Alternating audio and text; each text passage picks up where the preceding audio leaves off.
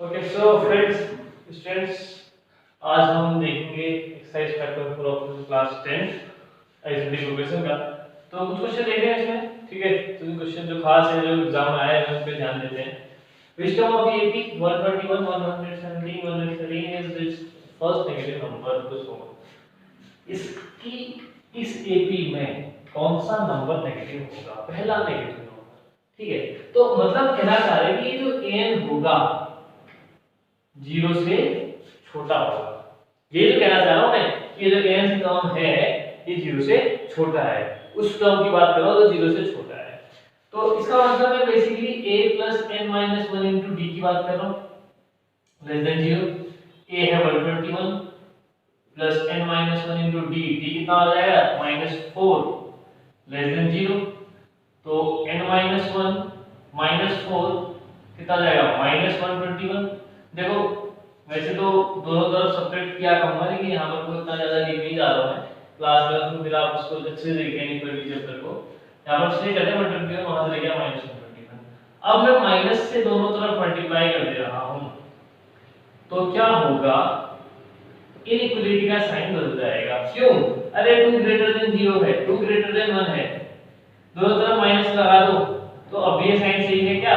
नहीं ना, इसीलिए इनइक्वालिटी का साइन बदल जाता है जब आप माइनस से मल्टीप्लाई या डिवाइड करते हैं। तो n - 1 is greater than now 121/4, तो n is greater than 121/4 plus 1 which is equal to n greater than 125/4 हो जाएगा। 4 1 4, 121 प्लस 4 125। तो n इज ग्रेटर देन 4 3 12, 4 1 4, 5 - 4 1 0, 4 2 8, 4 5 20।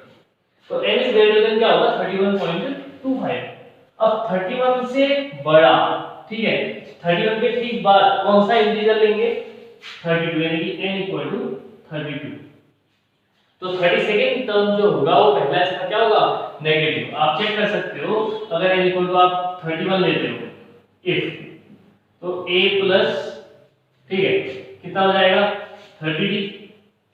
तो a प्लस a कितना है 121 प्लस 30 इंटू -4, तो 121 प्लस 4 3 120, तो कितना बचा 1, ठीक है। तो यानी कि जब आपने इक्वल टू 31 लिया तो कितना आया, मतलब 31st टर्म की मैं बात कर रहा हूँ, ठीक है। मतलब सीधे कहो मैं 31st टर्म की बात कर रहा हूँ, तो क्या लूंगा a प्लस 30d, तो कितना आया 1।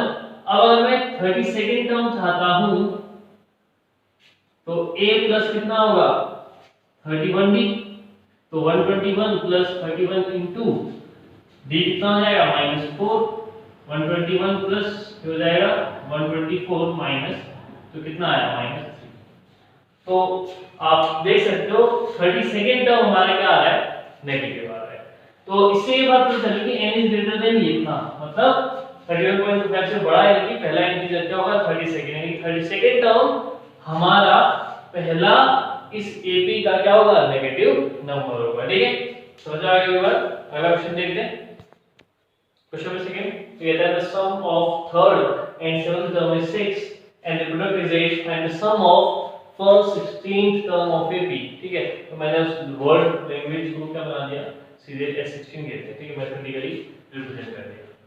तो थर्ड टर्म मतलब a + 2d, सेवंथ टर्म मतलब a + 6d is equal to 6, ठीक है।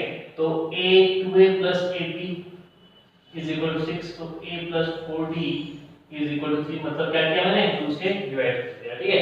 अब इनका प्रोडक्ट यानी कि a + 2d, तो a + 6d इनका प्रोडक्ट क्या है 8। यहां से मैं a इक्वल टू कह सकता हूं 3 - 4, ठीक है। समझ आ कैसे चल रहा है काम? 3 - 4d + 2d ऐसा यहाँ 3 - 4d + 6d is equal to 8। ये बना 4 - 2 -2 हो जाएगा, 3 - 2d into 3 plus 2d is equal to 8। Okay, a plus b, a minus b क्या होता है? a square minus b square is equal to 8। तो 9 - 4d square is equal to 8, 4d square is equal to 8 minus 9, तो minus 4d square is equal to minus 1, minus minus cancel, तो it will become d square equal to 1/4, तो d equal to क्या हो जाएगा भाई, plus minus 1/2, plus 1/2 का square 1/4 और minus 1/2 का स्क्वायर 1/4, हमको नहीं पता क्या है एग्जैक्ट, तो हमने दोनों ले लिए, ठीक है। तो भाई 2d है तो 2ab आएंगे, ठीक है, बात को समझना, ठीक है। क्वाड्रेटिक इक्वेशन आपको मैं बताएंगे। इफ d इक्वल टू 1/2 मैं कह दूं, अगर d इक्वल टू 1/2 कहता हूं तो a इक्वल टू आएगा 3 minus 4 into 1/2, 2 to the 4, 3 minus 2 1, ठीक है। तो d 1/2 आया, a 1 आया, तो अब s16 आप निकाल सकते हो भाई, कितना हो जाएगा 16/2, 2 into a plus 16 minus 1 into d, यानी कि 1/2, 2 8 जा 16, 8 2 1 जा 2 plus 15/2, 16 minus 1 8, 2 2 जा 4, 15 plus 4 19/5, sorry 19/2, 2 2 जा 4 plus 4 9, 2 4 जा 8, 19 4 जा 76, ठीक है। तो ये रही बात जब d इक्वल टू 1/2 आया। अब आप क्या करेंगे, आप d इक्वल टू ले लेंगे -1/2, a निकालेंगे और उसके बाद क्या निकालेंगे, सम ऑफ 16। तो उम्मीद करता हूं अब ये वाला काम आगे को आप खुद कर सकते हो, ठीक है। अब इसके बाद देखते हैं नेक्स्ट क्वेश्चन। तो क्वेश्चन नंबर 3 आप लोग खुद से देखिएगा, ठीक है। यहाँ पर 3 और 5 आप लोग खुद करेंगे, ठीक है। तो 4 के साथ जा रहा हूं, तो कहता है the house numbered from 1 to 49 consecutively, मतलब consecutively 1 से लेके 49 यानी 1 to 49 तक हाउसेस नंबरिंग करी गई है, 1 2 3 4 5 6 7 8 9 10, और कहता है इसके बीच में कोई x ऐसा टर्म है, ठीक है, ऐसा वैल्यू है जिससे पहले का सम और जिसके बाद का सम क्या है, इक्वल। लेंगे समझना, मैं इसको आप लोगों के लिए पढ़ लेता हूं। ये कहता है show that there is a value of x such that the sum of the numbers of the houses preceding the house number x is equal to the sum of the numbers of the houses following it. Find the value of x. भाई main language का ही है पूरा scene कि x से पहले जो numbers हैं उनका सम और x के बाद के जो नंबर्स हैं उनका सम। अब एक बात याद रखना, ये क्वेश्चन बहुत बार आया हुआ है एग्जाम में, ठीक है, इंपॉर्टेंट सीरीज में आता है।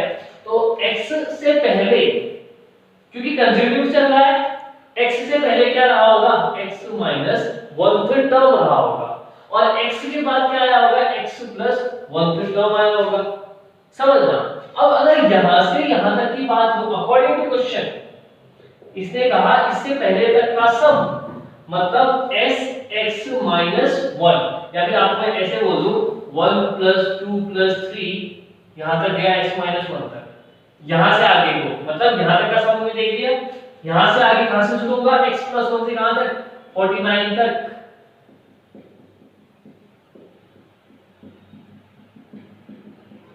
ये वाली बात कि इससे पहले का सम और इसके बाद का सम क्या है, इक्वल है।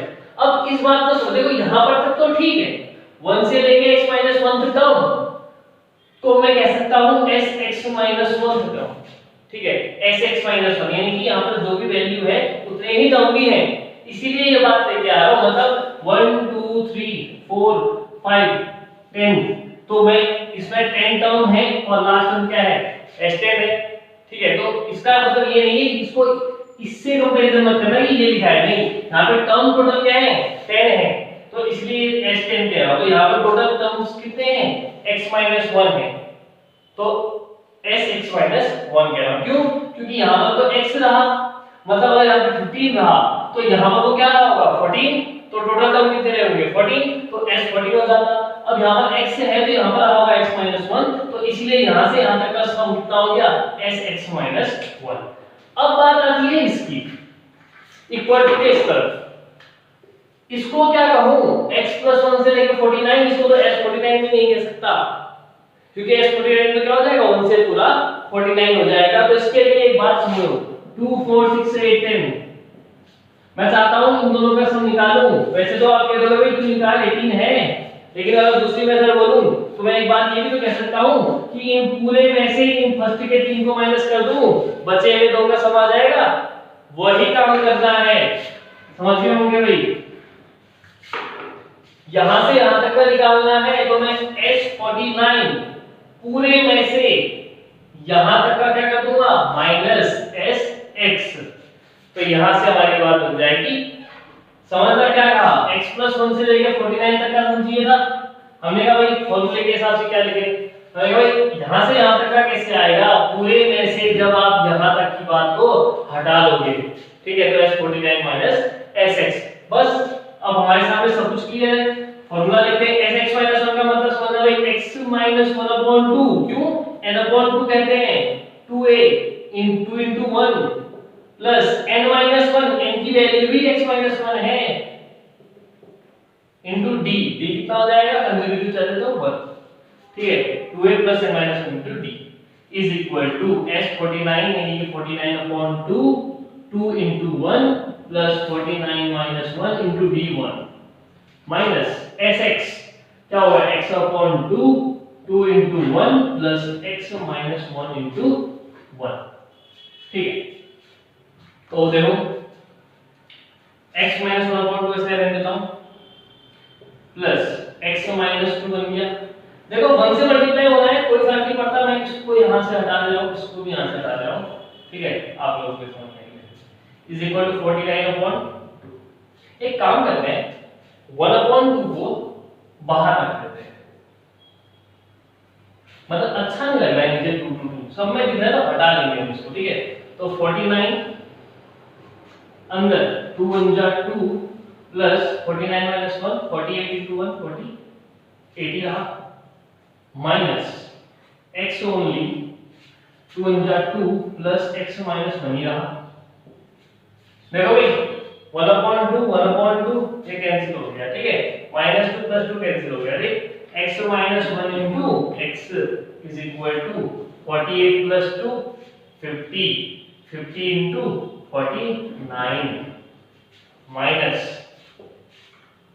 2 - 1 1, तो x इनटू क्या बचा x + 1, ठीक है, x into x plus 1. Okay, now x into x square minus x is equal to 0. 5 9 जा 45, 5 4 5 4 जा 20, 20 और 4 24 minus x square minus x, ठीक है। तो क्या बनेगा भाई, इसको यहाँ ले आते हैं, तो -x सेम क्वांटिटी है, कैंसिल होगी, -x स्क्वायर इधर आ जाएगा तो कितना बनेगा 2x square is equal to 2450, तो x square is equal to बना 2450 अपॉन 2, भाई 2 1 जा 2 2 2 जा 4 2 2 जा 4 5 - 4 1 2 5 जा 10, x स्क्वायर इक्वल टू 1225। अब x इक्वल टू क्या बना 1225, ठीक है, तो 1225 किसका स्क्वायर, किसका स्क्वायर होता है 35 का। तो कहने को तो ±35 होता, लेकिन हम जानते हैं भाई नंबरिंग करी है तो पॉजिटिव ही होगा, x इक्वल टू कितना आ जाएगा 35। भाई ये स्क्वायरिंग आप स्क्वायर रूट निकाल सकते हो तो ठीक है, वरना ऐसा क्या करो कि 2 पार्ट में ब्रेक कर दिया, ठीक है, 25 हाइट का स्क्वायर 12 किस नंबर को स्केलर नंबर से मल्टीप्लाई करके 12 आता है 3 * 4 तो 35। वैसे चलो मैं इसको बाद में एक अलग से वीडियो बना दूंगा इसके लिए, ठीक है, जिसमें आपको पूरा ये स्क्वायर रूट की शॉर्ट ट्रिक्स और क्यूब रूट की शॉर्ट ट्रिक्स ये सब बता दूंगा, ठीक है। तो अभी इसको नहीं समझ में आया तो कोई बात नहीं, बाद में इसको देखते हैं। तो इस क्वेश्चन को समझना भी काफी अच्छा क्वेश्चन था, दोबारा से समझना, इसने कहा था हमसे पढ़े नंबरिंग थी, एक से एक वैल्यू थी, जिससे पहले के सम और उसके बाद के सम एक थे। हमने कहा भाई यहां तक की बात तो मैं कह दूंगा sx - 1, इस बात को कैसे रिप्रेजेंट करूंगा, तो मैंने कहा भाई यहां से यहां तक चाहिए तो पूरे में से उससे पहले वाला माइनस कर दो s49 - sx, उसके बाद की बातें तो सब क्या है कैलकुलेशन है, आपको जैसे अच्छी लगती है आप वैसे करिए, ठीक है। ओके, सो इसको आप नोट कर लीजिएगा, थैंक यू।